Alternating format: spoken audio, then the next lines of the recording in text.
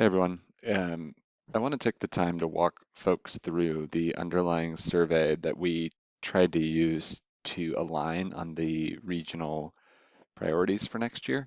And I wanted to do it through a video so that people could watch it in advance and not have to go through this in the session on Friday. So in the email, I provided you with this link to strategy output. Let me just quickly walk you through how to read this data. And as I go, not only will I explain what's here, but I'll also point at some of the interesting things that stand out. So first, in row one, you can look at the original survey link if you want to see how the questions were worded, because not all the questions are worded below. So you may want to clarify exactly what you put or how something was worded. And this last tab shows all of the responses that people gave to the questions which are written at the top. Um, Walking through the questions, there were really three parts of the survey. The first part asked for general alignment to a vision being tied to math and reading outcomes for our students. The reason we asked this was so that we could get a clearer picture when we talk later about the key drivers of outcomes to actually see if what people think are the key outcomes they're actually referencing. There seemed to be a little bit of disagreement here across teams. You'll notice the overall average to this question, which was a 1 through 7 between strongly disagree and agree, was a 5.6, which is strong but not super strong agreement. If you look at Drew and Sharba, their number is a little bit lower as an average. Teaching and learning was at a 5.8, and heads of schools was at a 5.4. Heads of schools includes me in that data set, but does not include Drew. And teaching and learning does not include Sharba, just for clarification. So you'll notice the difference between a 5.8 and 5.4 in vision alignment is not that strong. Drew and Sharba were a little bit lower and overall 5.6. This survey question does not show tremendous variation across the teams. However, there were individuals that scored as low as a 2 and a lot of individuals that scored a 7. So there's disagreement at the individual level, not so much at the team level. Moving into the second set of questions, we wanted to ask, if there were four primary levers to try to drive student outcomes, and you could argue that there's more, but if you think about the four entry points into improving school outcomes as content that kids are working on, culture that a set of cultural expectations that we demand of students, teaching as the teaching practices that our teachers are equipped with to drive instruction in the classroom, and leadership, the set of leadership characteristics that could be used to improve teaching or improve these other aspects as well. We saw these as like the four different entry points that a strategy could have. And we asked people to rank. So this is a count of the number of people who said that content was the most important, 5 across the entire team. 2 said it was second most important, 4 third, 11 least.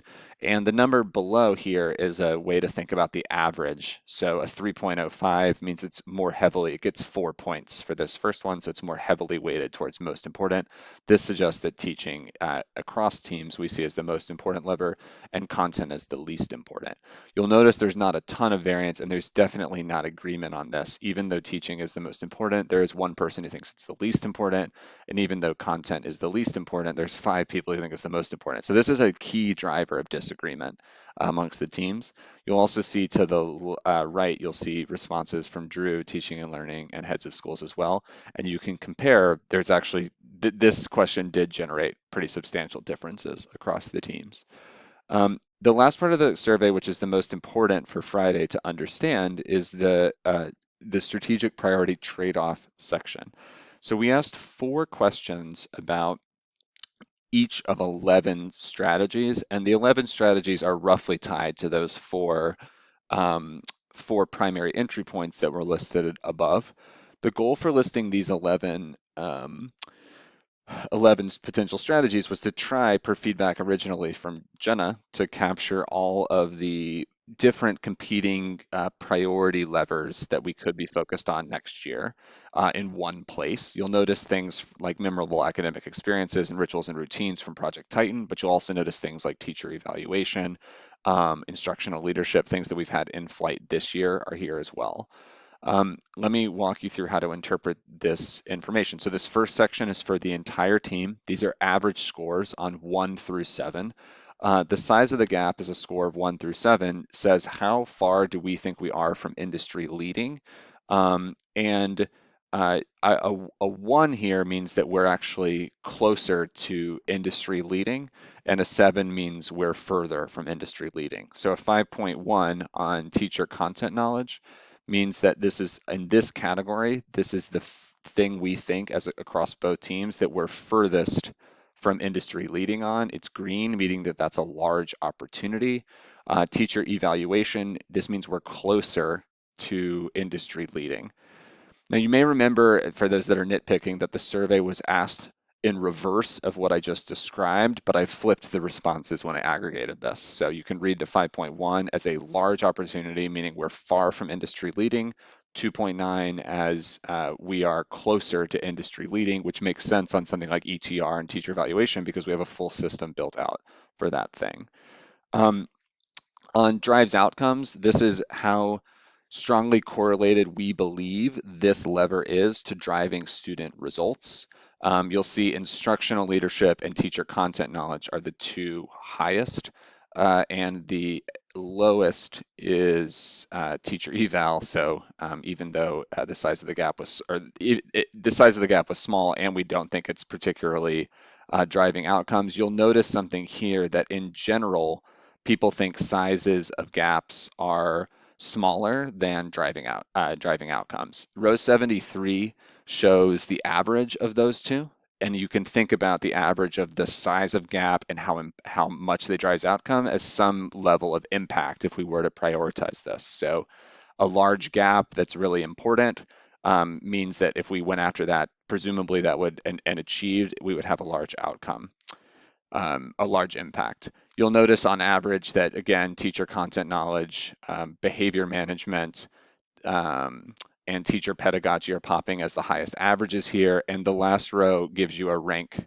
So teacher content knowledge is first, teacher pedagogy is second, behavior management is third, instructional leadership is fourth, leadership development is fifth as far as impact across our two teams. The top 5 are highlighted in pink. I'll quickly walk through this next section. This is about ease of execution. So first, we directly asked how easy it would be for school leaders, APs, and DSOs to execute this strategy as listed. A 7 here means that it could be done with relatively low lift, and a 1 means that it would become a top super time-consuming priority. 4.4 on curriculum across the teams is the easiest for school leaders to implement, APs and DSOs. 2.5s over here on instructional leadership and leadership development are the hardest.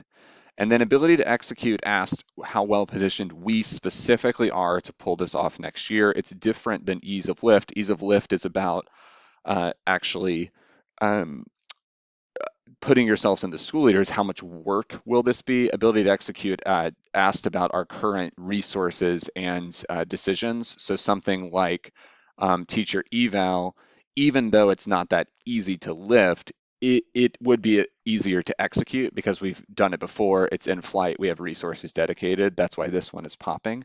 Um, Whereas teacher content knowledge, memorable academic experiences are showing up as lower in this because they're somewhat new. We didn't prioritize teacher content knowledge this year, and we may not have the required expertise to be able to pull that off. So again, here, as far as ease of execution, easiest to execute is curriculum, followed by ETR, followed by intervention block, then rituals and routines, and finally strategic planning. Again, this section was for the entire team. Something you're immediately going to notice is that the 5 in row 74 that have the largest impact, none of those 5 pop as easy to execute, and that's going to be a trend as we go. This is one reason why it's often probably hard for us to align on a set of priorities. Coming in, there was a hypothesis that there was disagreement between heads of schools and teaching and learning. That actually is not bearing out. I'll point that out in a second. But what is bearing out is that in general, things that are high impact or we see as important are not easy to execute for us. I won't go through all the detail on the rest of these, but let me just walk you through what's here. Next, this is the same, exact same data, but just for Sharba. So you can see where she lands, where Drew lands, and where Drew and Sharba combined land. This section is what I was using before I asked you all to take the survey to try to understand what Drew and Sharba thought should be prioritized for next year. And this is one of the things that's referenced in the Answer First document. The last thing I want to point out, though, is the next two sections are for teaching and learning and for heads of schools, cut one for each. And I just want to point out the consistency that these two teams have across one another. If you look at the five highest impact levers that heads of schools say, you have teacher content, teacher pedagogy, behavior management, instructional leadership, and leadership development. And if you look at heads of schools, it's almost exactly the same, except heads of schools actually add memorable academic experiences and put leadership development sixth. So there's almost unanimous approval about the top five levers for impact. Similarly, on ease of execution, the top five for teaching and learning, curriculum, intervention block, rituals and routines, teacher eval, and strategic planning. If you look at heads of schools, there's almost unanimous agreement there as well. Um, oh, sorry, this is the wrong row. I'm like, what the heck? Here it's strategic planning, teacher eval, rituals and routines, intervention block, and curriculum. So actually on ease of execution, heads of schools and teaching and learning are completely aligned on what would be easiest to execute. Um, the last thing I'll note is this column out here to the right. There's a general perception that heads of schools find things to be more difficult to execute than teaching and learning. That also did not bear out in the survey, at least as far as averages. They're roughly in the same line, 3.5 and 3.6 average for ease of execution. Now, this isn't like defendable in a court of law, this level of data analysis, but it certainly is interesting that nothing is popping that would suggest that these two sets of data, like one team is on a different scale than the other team, for example, because this data out here looks fairly aligned. So overall takeaways again, take a look. Teams are mostly aligned on vision, although individuals have different perspectives on this. You can look at their comments. There is a disagreement about primary levers for entry between teams, but when you look across teaching and learning and heads of schools teams, there's almost no disagreement about the priority, um, uh, what has impact and what has ease of execution. The key thing that we have to figure out is the fact that things that we think are impactful across our teams are not the things that we think are easy to execute. So we'll dig into that more um, in our meeting on Friday. I appreciate the time. Thanks, y'all.